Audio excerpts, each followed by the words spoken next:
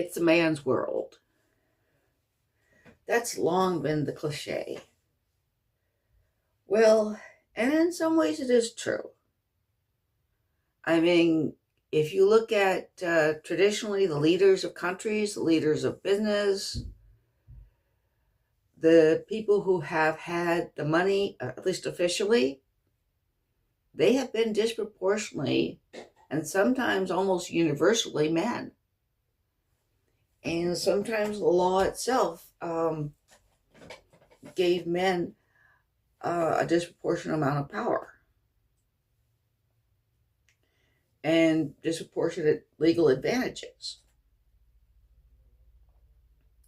Okay?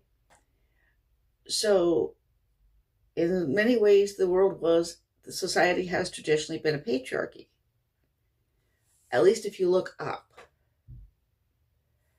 However, I don't think it's fair to say that in all respects, almost any society has ever been completely a man's world.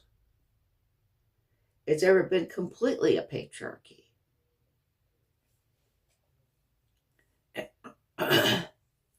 If you look down, you might see a matriarchy. Okay. There have always been a lot of homeless men. There have always been, and it's always been true that disproportionately the people in prison and executed have been men. In fact, concern with the homeless really started when homeless men who had been derided as bums and winos were joined by homeless women, which occurred largely with deinstitutionalization of the mentally ill. Now, it is also true that women are disproportionately impoverished, but men are disproportionately homeless. There are multiple reasons for this. One reason women are disproportionately impoverished is that they are saddled with children. This is also one of the reasons that they are not disproportionately homeless. There are government programs oriented toward helping children, which automatically help the women who are caring for the children. And also another thing is that women, more than men, have the option, and it is an option, of making a trade of sex for shelter and maybe of domestic duties for shelter. To some extent, that could even be a traditional marriage. But it is a choice that is open to women that is not open to men. If it is open to men, I think most men would take it, because it really does beat being homeless. Okay, and the fact that something is open to women that is not open to men, or is open to women in greater numbers, does not automatically mean that it is oppressive. See, that comes from the idea, the man's world cliche.